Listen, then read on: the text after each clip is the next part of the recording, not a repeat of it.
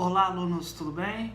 Para quem não me conhece, eu sou o professor Alex, sou professor de literatura em algumas instituições em Mato Grosso e hoje eu vim falar com aqueles que vão prestar o Enem, uma das provas mais concorridas e mais esperadas do ano. E hoje eu vou dar uma dica de como se sair bem na prova de linguagens e códigos. Então, fique ligado e preste atenção.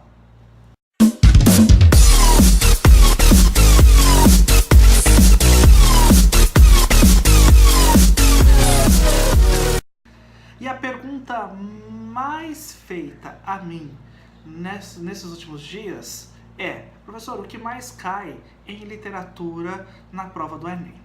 Bom, a gente sabe que o Enem está seguindo uma visão mais de Unicamp e FUVEST, ou seja, você vai ver cada vez menos questões mais diretas, voltadas especificamente às classes literárias.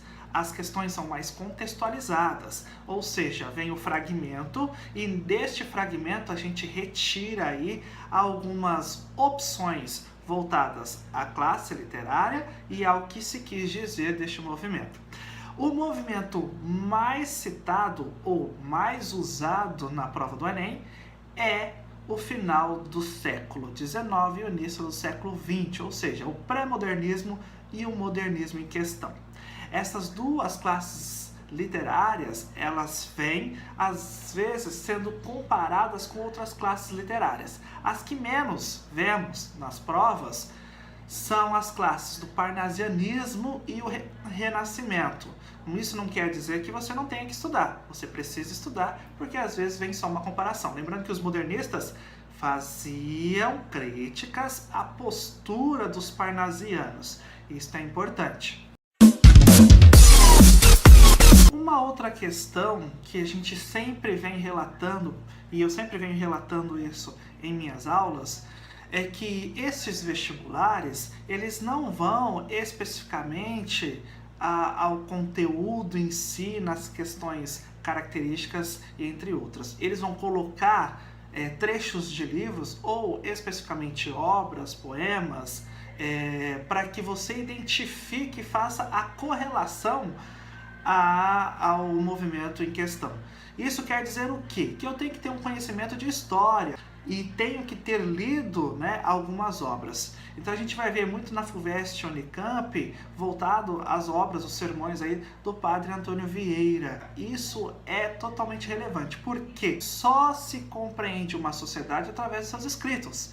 Então o que se escreve é uma visão crítica do que está acontecendo na sociedade em questão. Principalmente esses autores, que vêm aí desde a nossa época barroca até agora, são muito críticos, Então são pessoas que conseguem aí penetrar de determinada forma na nossa camada social e nos remeter a obras assim fascinantes com um espelho esplêndido.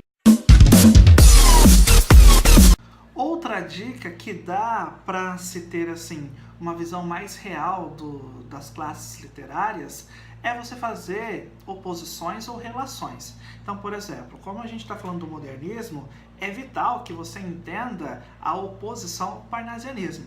Para você entender o parnasianismo, faça uma oposição ao realismo. Para você entender de fato o realismo, faça uma oposição ao romantismo, E assim você vai atribuindo características e tendo uma visão mais real e mais próxima do que se pede nas provas. Uma das coisas também que a gente precisa é entender, por exemplo, em alguns poemas de movimentos modernistas, como o pau-brasil, a antropofagia, o movimento espiritualista, o movimento regionalista. Estes movimentos, o que eles trazem de substancial e compreender isso nas obras. Então, se eu pegar o pau-brasil como estudo, eu preciso ir lá no Oswald de Andrade, pegar alguns poemas e fazer a relação entre as características do movimento e as obras em questão. Quando chegar a questão, a primeira coisa que tem que fazer é um processo. Este processo vai te dar um caminho mais rápido e vai fazer com que você se centre melhor na questão. Então, qual é este processo? A primeira coisa é verificar a fonte. Então, você indo lá à fonte, verificar, é retirado de uma obra, né, ou é uma letra de uma música, você já tem aí um caminho literário. Agora, se você verificar lá, é uma fonte jornalística, de um jornal de grande circulação ou de uma revista, possivelmente você vai ter perguntas, né, voltadas a textos não literários. E aí que tá, se for voltado ao texto literário, você vai trazer conceitos e enraizar ali no texto. Agora, se for um texto não literário, você pode ir diretamente a verificar se a questão é de interpretação ou compreensão textual. Isso também tem que ficar bem claro. O que tem que ficar claro? A diferença de interpretação e compreensão. Todos aí, quando vê uma questão de texto, diz assim, é uma pergunta de interpretação textual. Não necessariamente, né? A interpretação textual são questões voltadas à inferência, ou seja, é aquilo que se quis dizer, mas não está explícito. Agora, quando você chega numa questão de compreensão textual, aí nós temos referência, ou seja, aquilo que está explícito. É mais fácil e mais rápido você fazer uma questão de compreensão textual do que interpretação textual. A compreensão textual muitas vezes vem com a gramática no sentido mais semântico. Então ele vai pedindo lá alguns processos de coesão para que você faça uma relação dentro do texto. Aí nós temos uma questão de compreensão. Outra também é se a resposta está bem explícita ali em alguns períodos à frente ou anterior à parte que ele pediu para que você analisasse. Aí é compreensão. A questão de interpretação textual é aquilo que você lê e deduz.